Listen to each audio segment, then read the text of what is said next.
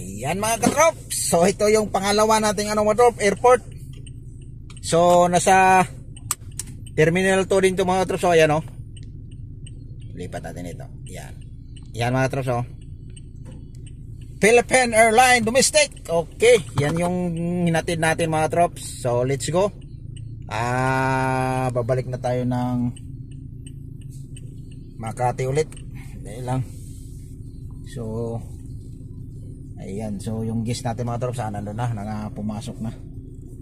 Hindi, padaanin muna natin yung lady. Ayan mga trops, so ito yung pangalawang airport natin mga trops. So kanina mga trops, hindi na ako nag-video kasi andyan sila, may kausap sa computer, laptop. So mahirap na, so ngayon babalik tayo ng Makati. Mayroon tayong susunduin na naman doon. So next destination natin mga trops, pabalik sa area tayo ng ng Terminal 2. So ayan, so kakababala yung gis natin, tapos balik tayo ng Makati. Pipick up tayo ng isang guest na mga trops, hatid natin sa Binis. May Binis na naman tayo mga katrops. So ayan, pagkatapos ng Binis, punta tayo ng Makati na mga trops, dyan banda sa may Ayala. So ayan, basta dyan sa may banda, kung familiar kayo dyan. So ayan, so yung biyahe natin mga trops, so grabe. Thank you Lord, thank you Lord, thank you Lord. Anli. Ayan, time check. Alauna City na mga katrops. Wala pa tayong kaya pala. Kung tunog na yung tiyan ko mga trops, wala pa akong kain mga trops. Anong oras na mga trops? Alauna City na mga trops. So pipick upin muna na natin yung isang guest bago tayo kakain ito. So may pick up tayo ng 1:30 mga trops. Kaya to mga trops. Alauna City na. Grabe na to mga trops. Biyahe lang ng biyahe na. Nakalimutan ko pagdala ng mga trops, kahit biscuit man lang. So pang paano lang mga trops ba? Para time mo natin yung mga trops, baka maano natin to. So yung natin mga trops, sana walang traffic. Sarap kumain ngayon ng trops, may sabaw, sinigang,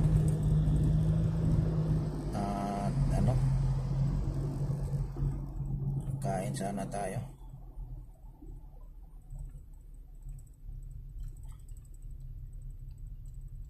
Sana walang traffic dun sa may bandang toll gate mga trops, dahil minsan dun mga trops matraffic dun yung pag-exit natin.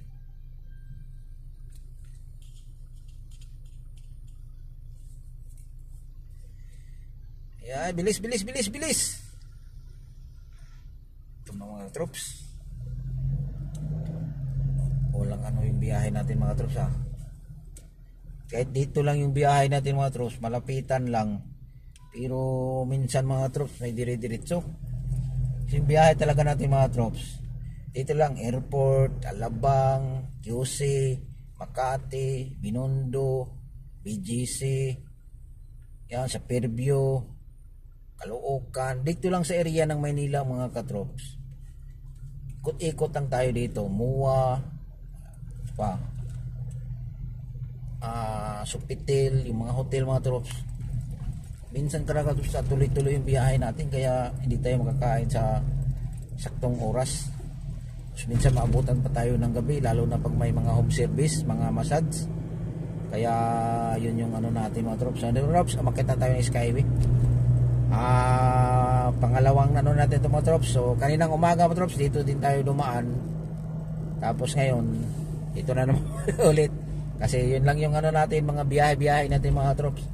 Kaya minsan mga trops, hindi na ako magda-download pag video, dahil pag isa lang yung biyahe natin, parang lang. So hindi mo na. Tulad nito mga trops, nadaanan natin tong umaga. Dapat hindi na sana tayo mag-video kasi same lang naman yung area.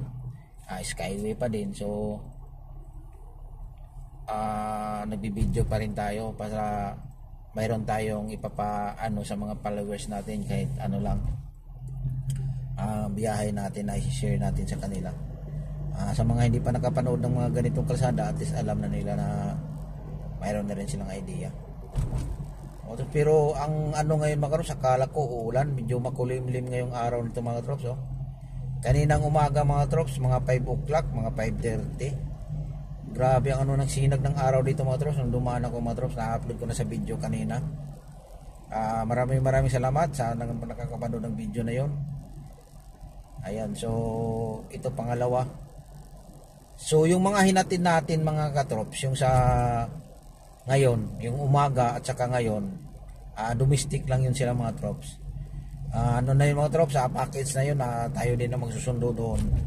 Pero hindi pa naman sa ano pa, 4 days, siguro mga 25 na balik nila. So hindi ko pa alam kung anong oras, basta yung pizza na yun mga trops, kasi package yun. So magpe-PM lang yun sila sa atin. So yan, so dalawang balik yun mga katrop. Siguro kung magsabay yun isang sunduan lang, pero kung hindi, dalawang ding balik tayo sa airport. Kaya yan yung ano natin mga katrops. Ganda na kung ano, dami yung video natin.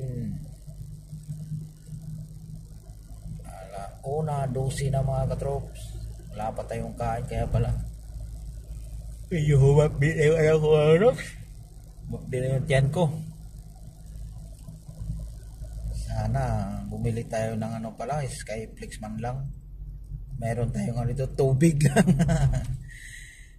Sa sunod mga katrops, ayan, medyo magdala tayo ng mga ganyan. Yan, so sa mga ganitong biyahe, araw-araw may biyahe, lalo na pag nag-ano tayo sa mga guest o sa mga pasahero pa man, o ano pa man yung tawag nyo dyan. So dapat lagi tayong may dala ng ano, lagi kayong may dala ng biskwit. Kasi ang mga booking kasi mga trops, hindi natin ano sa mga oras kailangan pag kasagsagan ng mayroon tayong biyahe, so biskwit muna. Tapos pag medyo wala, pahinga, kain. Yun, yan ang maganda. Para hindi tayo umano ng at least makakain man lang, kaysa lalawa yung ano mga trops, so lang laman yung ano natin.